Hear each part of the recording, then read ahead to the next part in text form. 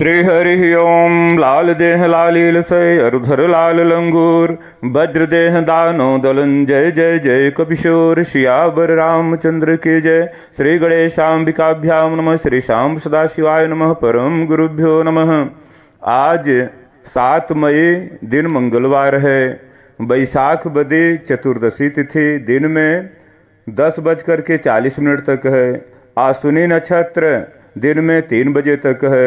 आयुष्मान योग रात्रि में 8:50 तक है। आज चंद्रमा मेष राशि पर संचरण कर रहे हैं। पंचांग परिचय के बाद वह अपने नाम के प्रथम अक्षर से क्या नक्षत्र है और क्या राशि पड़ रही है और उसके स्वामी कौन है, इसको जानने के बाद चंद्रमा के अनुसार राशिफल जानने का प्रयास करेंगे।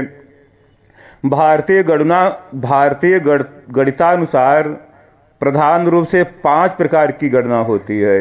सौर्य गणना, चांद्र गणना, सायन गणना, नक्षत्र गणना और बृहस्पति गणना। जितने समय में मेषादि 12 राशियों में सूर्य भोग करें उसे सौर्य वर्ष, जितने दिन में मेषादि प्रत्येक राशि का भोग करें उसको सौर्य मास, तथा जितने काल में प्रत्येक राशि का एक एक अंश भोग करें उसे सौर्य दिन कहते हैं।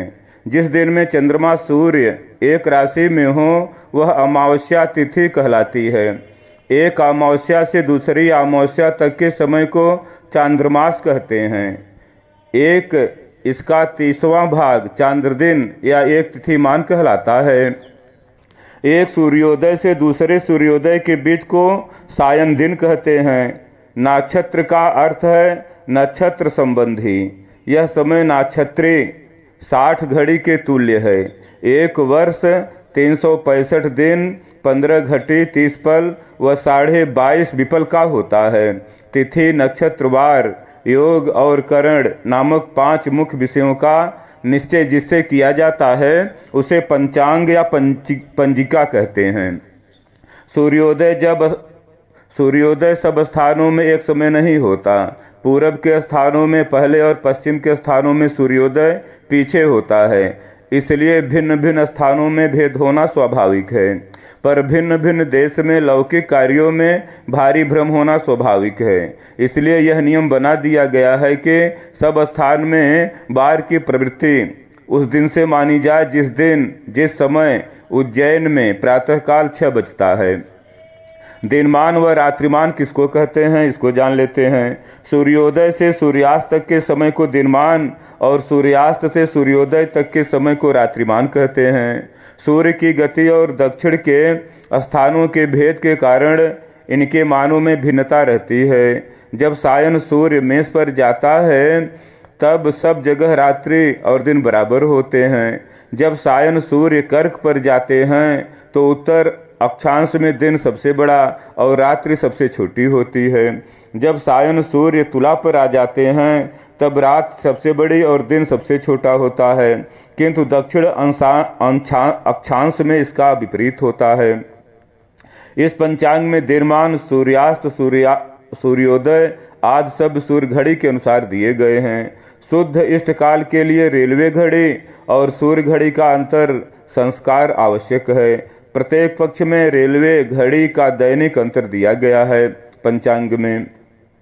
इसी तरह से तिथि के बारे में जानते हैं। जिस समय सूर्य और चंद्रमा एक सिद्ध में होते हैं, अर्थात जिस समय दोनों के भोग्यान समान होते हैं, उस समय अमावस्या का अंत होता है। चंद्रमा की गति तीव्र होती है, इसलिए अमावस्या के उपरांत वह आगे हो जाता है। प्रत्येक 12 अंश आगे होने पर एक तिथि बढ़ जाती है।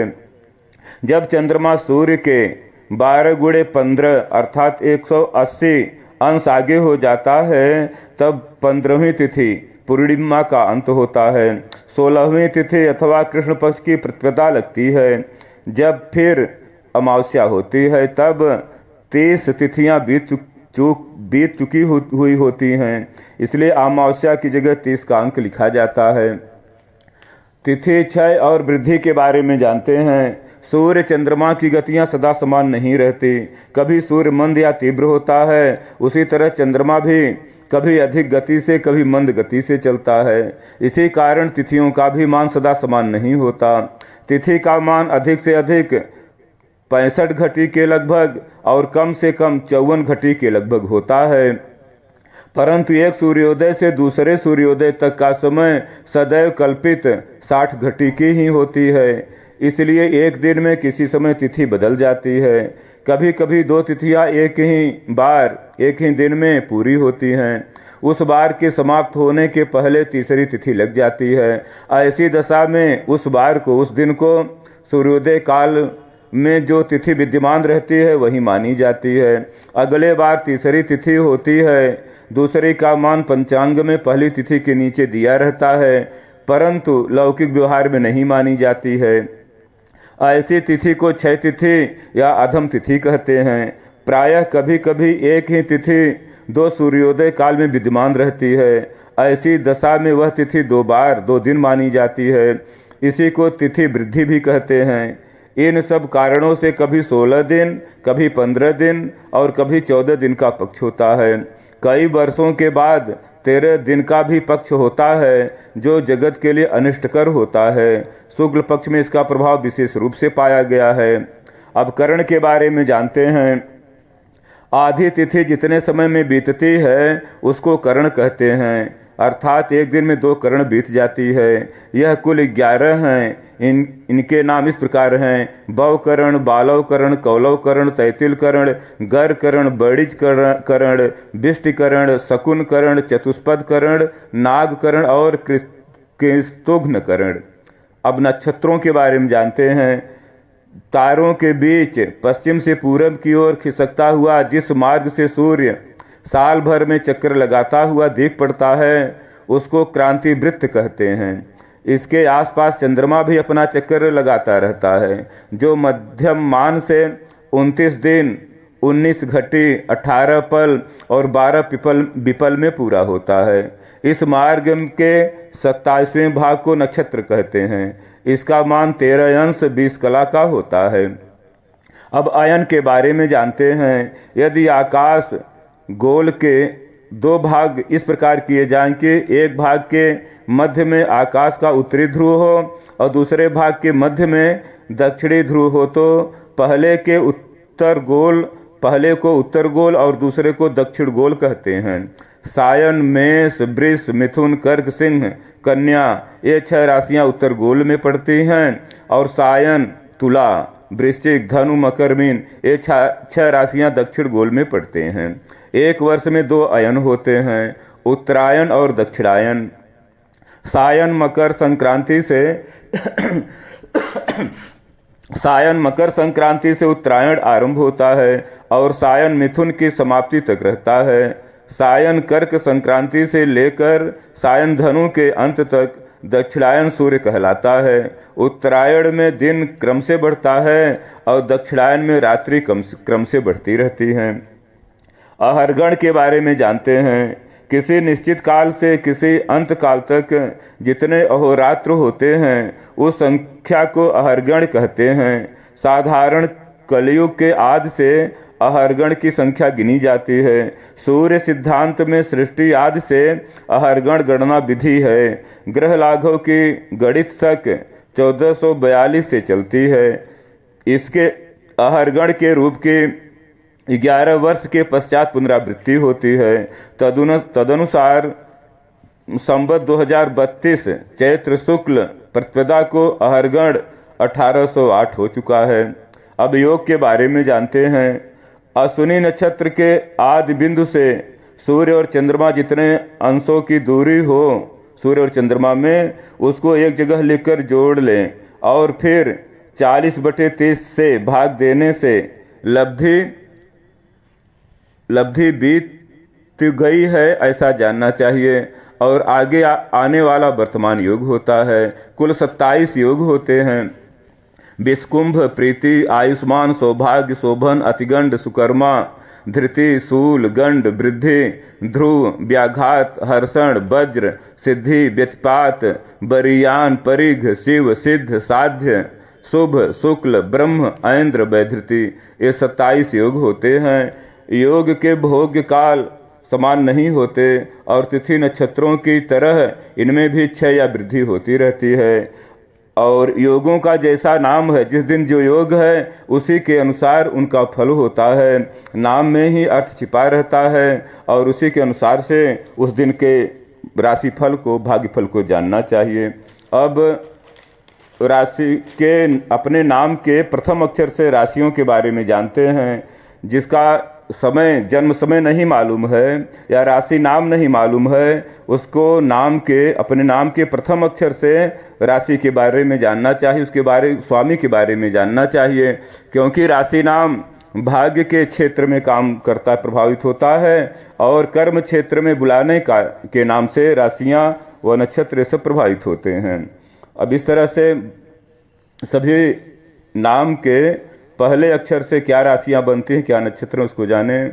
चूचे चोला ये अश्विनी नक्षत्र है और इसके राशि मेष है, स्वामी मंगल हैं। भरणी नक्षत्र में भी 4 अक्षर होते हैं, हर नक्षत्र के 4 चरण होते हैं, उनमें 4 नाम होते हैं। भरणी नक्षत्र के ली लू ले लो ये 4 अक्षर हैं और मेष राशि है और इसके स्वामी मंगल हैं। इसी तरह से कृतिका नक्षत्र अ ई उ ए ये 4 नाम हैं।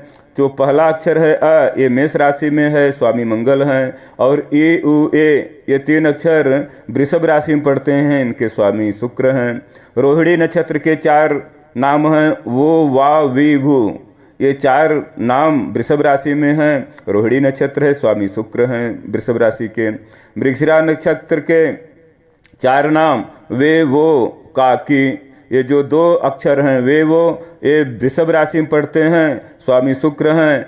और 2 आखिर के नाम काकी मृगशिरा नक्षत्र के ये मिथुन राशि में पड़ते हैं, इनके स्वामी बुध हैं। इसी तरह आर्द्रा नक्षत्र के 4 नाम कु घ अंग छ ये 4 अक्षर मिथुन राशि में है, स्वामी बुध है। इसी तरह पुनर्वस नक्षत्र के 4 नाम के को हाही ये तो पुनर्वस नक्षत्र में है, तो के को ह ये 3 नाम मिथुन राशि में पड़ते हैं, स्वामी बुध हैं। और चौथा नाम जो ही है ये कर्क राशि में पड़ती है, स्वामी चंद्रमा हैं। इसी तरह पुष्य नक्षत्र में हु हे हो डा ये पुष्य नक्षत्र के 4 नाम हैं और राशि कर्क है, स्वामी चंद्रमा हैं। आश्लेषा नक्षत्र के 4 नाम डी डू डे डो ये अश्लेषा नक्षत्र के 4 नाम इनकी कर्क राशि है, स्वामी चंद्रमा हैं। इसी तरह मघा नक्षत्र मामी मुँह में मघा नक्षत्र है, सिंह राशि है इन नामों के और स्वामी सूर्य हैं। इसी तरह पूर्वा फाल्गुनी नक्षत्र मो टा टी टू ये 4 नाम हैं, इनकी राशि सिंह है, स्वामी सूर्य हैं। उत्तरा फाल्गुनी नक्षत्र टे टो पापी ये 4 नाम हैं। तो टे नाम जो है पहला अक्षर ये सिंह राशि में है, स्वामी सूर्य हैं। और टे टो पापी ये 3 नाम कन्या राशि में है, कन्या राशि में पड़ता है, स्वामी बुध हैं। इसी तरह हस्त नक्षत्र में पूख अड़ठ ये 4 नाम पड़ते हैं और हस्त नक्षत्र कन्या राशि, स्वामी बुध हैं। इसी तरह चित्रा नक्षत्र पेपो रारी ये 4 नाम हैं, तो 2 नाम पेपो ये कन्या राशि में की हैं और स्वामी बुध हैं। और आखिरी के 2 नाम रारी ये तुला राशि में पड़ते हैं, स्वामी शुक्र हैं। इसी तरह स्वाति नक्षत्र रू रे रोता ये 4 नाम स्वाति नक्षत्र के हैं, तुला राशि है इनके, स्वामी शुक्र हैं।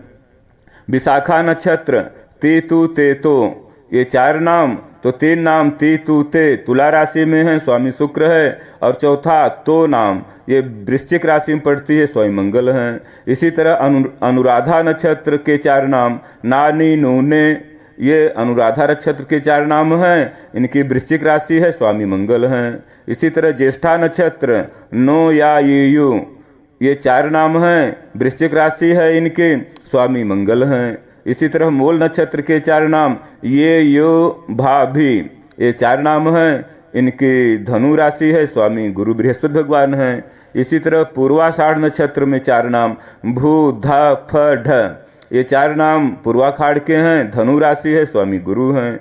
और उत्तराषाढ़ नक्षत्र में 4 नाम हैं भे भो जाजी, तो 1 नाम भे ये धनु राशि में पड़ता है, स्वामी गुरु बृहस्पति भगवान हैं। और 3 नाम भो जाजी ये 3 नाम मकर राशि में पड़ते हैं, मकर राशि के स्वामी शनि हैं। इसी तरह श्रवण नक्षत्र खी खू खे खो ये श्रवण नक्षत्र के 4 नाम राशि मकर है और स्वामी शनि देव हैं।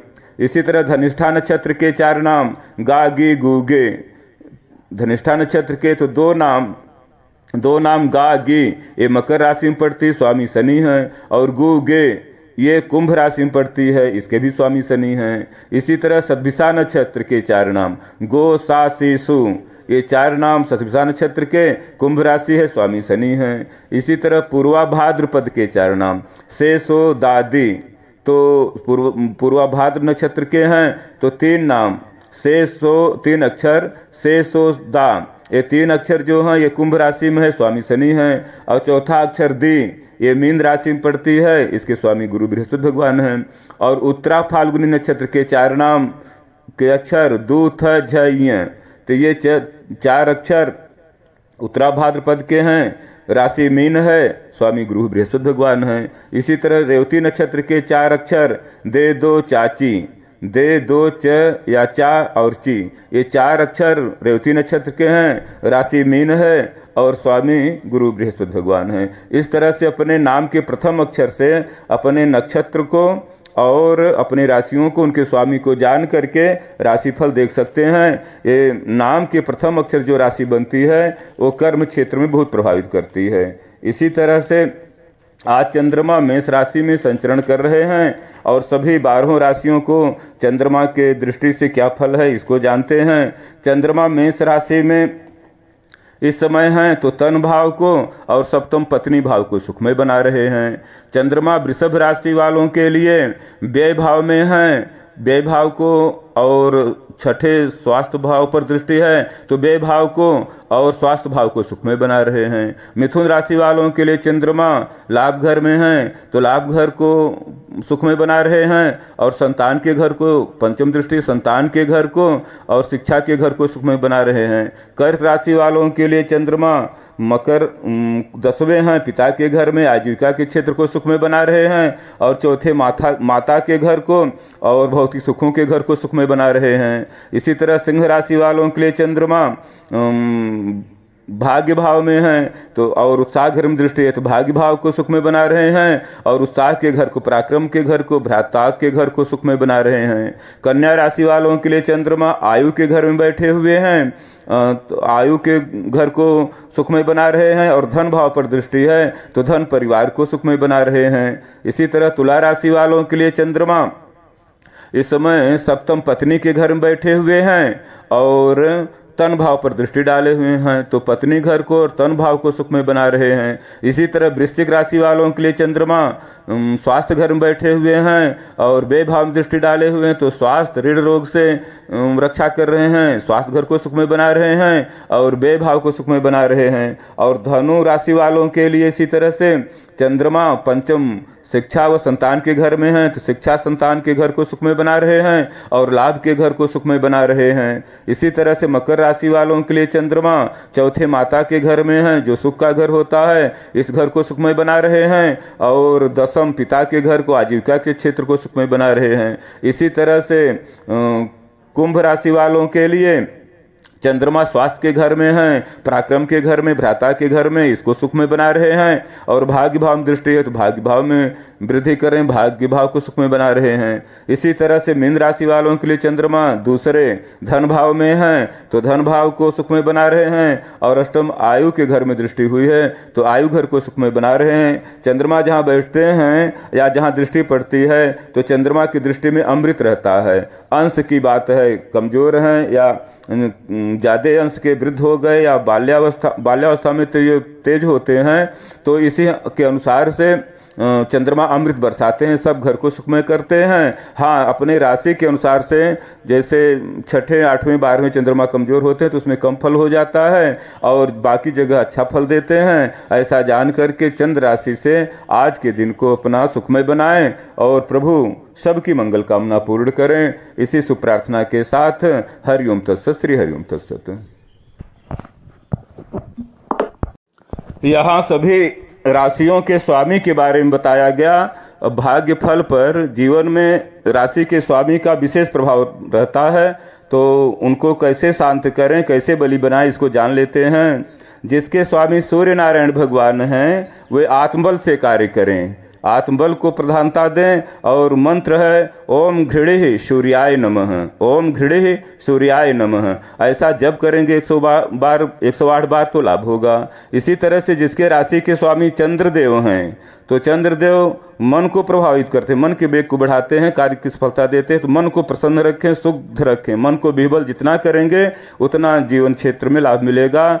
चंद्रदेव का मंत्र है ओम सोम सोमाय नमः, ओम सोम सोमाय नमः। इस तरह से चंद्रमा के मंत्रों का जाप करेंगे तो लाभ होगा। और जिसके राशि के स्वामी मंगल हैं, वे शक्ति से, बल से, पराक्रम से अपने जीवन को सफल बनाएं तो अच्छा रहता है। मंगल को बलि बनाने का मंत्र है ओम अंग अंगारकाय नमः, ओम अंग अंगारकाय नमः। ऐसा जब करेंगे तो जिसके स्वामी मंगल हैं उनका जीवन सुखमय होगा। और जिसके राशि के स्वामी बुध देव हैं, तो बुध देव बुद्धि से कार्य करते हैं, बुद्धि को शुद्ध करके और सभी जानकारी प्राप्त करेंगे। जो पढ़ा लिखा नहीं है उसके पास भी बुद्धि रहती है। जिसकी बुद्धि जितनी शुद्ध रहती है वो उतने अपने अच्छे कार्य में सफलता प्राप्त करते हैं। और बुध देव को बलि बनाने का मंत्र है ओम बुम बुधाय नमः, ओम बुम बुधाय नमः। ऐसा जब करेंगे तो बुध देव बलि होकर के बुद्ध शुद्धि करके लाभ देंगे। इसी तरह से गुरु बृहस्पति भगवान जिसकी राशि के स्वामी हैं, तो गुरु बृहस्पति ज्ञान के देवता हैं, विद्या के। तो विद्या के जितना है, जितना शिक्षा ग्रहण कर चुके हैं, जितना ज्ञान हो चुका है, उसके माध्यम से अपने कार्य को, अपने जीवन को सफल बनाएं। गुरु को बलि बनाने का मंत्र है ओम ब्रिंग बृहस्पतये नमः, ओम ब्रिंग बृहस्पतये नमः। इसी तरह शुक्र जिसकी राशि के स्वामी हैं शुक्रदेव, वो अपने साधन के द्वारा जो साधन प्राप्त हो चुका है, जमीन, बल, बुद्धि, विद्या और दया भाव हो, मातृभाव हो, इन चीजों का त्याग करके, इनका अच्छी जगह से लागत लगा करके लाभ प्राप्त कर सकते हैं। शुक्र माने धन के वेग से अपने जीवन को सफल बनाएं। शुक्र को बलि बनाने का मंत्र है ओम सोम शुक्राय नमः, ओम सोम शुक्राय नमः। इसी तरह से जिसकी राशि के स्वामी शनि देव हैं, तो शनि देव के लिए सेवा भाव से, शनि देव जो कार्य करें उसको पूरी तरह से आलस्य न करें, उसमें लापरवाही न करें या बुरी चीजों का संगति न करें खान पान का। तो शनि देव जो है सेवा भाव से कार्य को कर्तव्य पालन करने से जीवन में सफलता देते हैं। तो इस तरह से शनि को बलि बनाने का मंत्र ओम सम शनैश्चराय नमः, ओम सम शनैश्चराय नमः। ऐसा जब करेंगे तो जिसके राशि के स्वामी मकर, कुंभ राशि के स्वामी शनि हैं तो इनको लाभ देंगे। इसी तरह से ये 7 ग्रह प्रधान हैं, 2 छाया ग्रह हैं राहु और केतु। ये भी मन को विकृति करते हैं, सांसारिक लाभ देते हैं। तो इनको भी बलि बनाएंगे तो भौतिक सुखों का लाभ देंगे, लेकिन भोग विलास से बचें तो ज्यादा अच्छा रहेगा। राहु को शांत करने का मंत्र है ओम राम राहवे नमः, ओम राम राहवे नमः। और केतु का मंत्र है ओम किंग केतवे नमः। राहु शनि की छाया है और केतु मंगल की छाया है। जब राहु का दान करना हो तो शनि की चीजों का दान करें, और केतु को बलि बनाना है, शांत करना है, तो मंगल की चीजों का दान करेंगे तो लाभ होगा। केतु का मंत्र ओम केंग केतवे नमः, ओम केम केतवे नमः। ऐसा जाप करेंगे तो सभी का जीवन मंगलमय होगा।